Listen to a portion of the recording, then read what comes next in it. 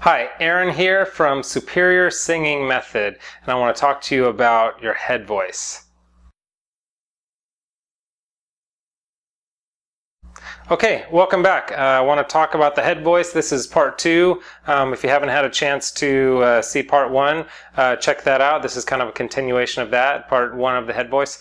Head voice, what I talked about in the last video was I told you I was going to talk to you about the head voice versus falsetto. So what I want to give you toward the end of the video, actually throughout the video, is just let you know how you know the difference between head voice and falsetto voice. And I also want to tell you where to get, at the end I'll tell you how to get some more free videos and kind of free stuff as well.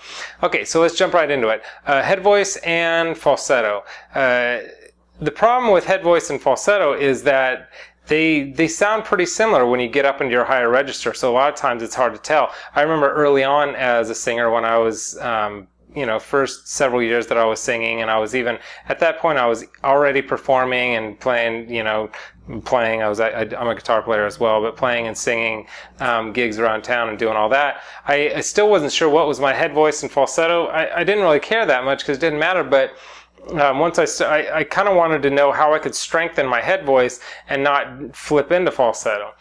So let me give you an idea of what the difference is.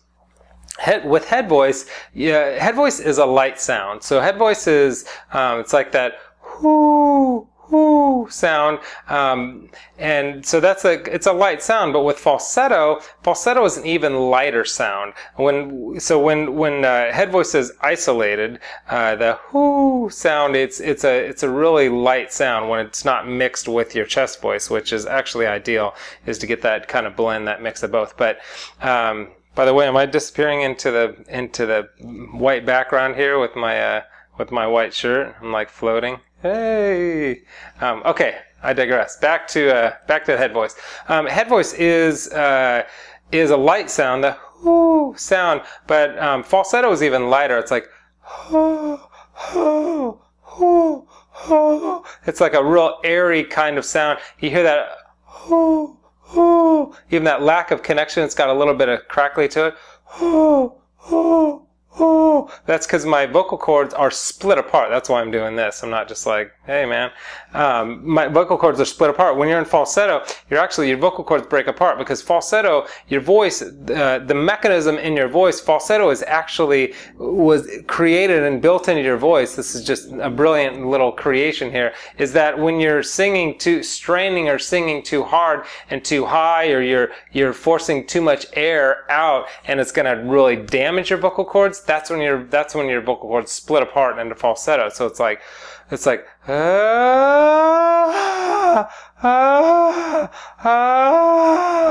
the vocal cord closure in your head voice is so it's kind of a funny sound, but that's the basic difference. But a lot of times once you get up there, it's kind of hard to tell which is which. But it's that connectedness, that connected vocal cords gives you a more pure sound. That's why when if you can back off into a whisper, like for instance, if I'm like no matter how quiet I get and no matter how much I back off, you're still getting sound. You can still hear the sound. But in falsetto, it's like it backs off into just air moving through. So that's another way you can tell between head voice and falsetto. There's a little more of like a hiss, and it's a little more airy. Head voice is light, but falsetto is even lighter and more airy kind of sounding. So sometimes, I started talking about this a little bit, but sometimes you'll be in a pure head voice, but mixed voice, and again, that's for another video. I talk about the pharyngeal and the mixed voice in other videos, so you can find those, but very rarely are you going to be in just like pure straight up head voice. Better than that is getting a mixed voice, so you can get your head voice high notes, but also a little bit of the blend of the chest voice and the pharyngeal, which is for another video as well, to get a nice powerful sounding higher notes, that's more like commercial type sound, that type of stuff you hear on the radio. It's usually somewhere in, people are singing in their mix range. So if you want to be a singer, if you want to sing, but you're kind of doubting and you're questioning, is it possible for me to become a singer? Because when I open my mouth to sing, it's like, you know, people run out of the room, you know, or whatever it is for you. Maybe you have a fear of singing, so you're not really sure. Maybe somebody told you can't sing a long time ago, and you still believe that.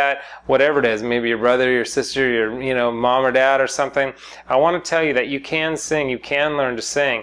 It just takes some time, it takes some discipline. You just need the right techniques and you need the right exercises, and you can learn how to sing. You can follow that dream and you can attain that dream if it's what you really want.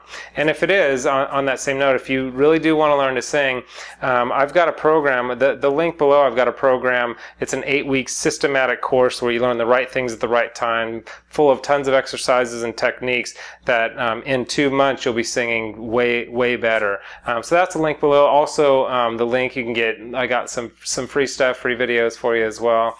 If you don't mind sharing the love and subscribing to the channel and liking it, and leave me a comment too, because I usually go through those comments and see what it is that people want me to learn.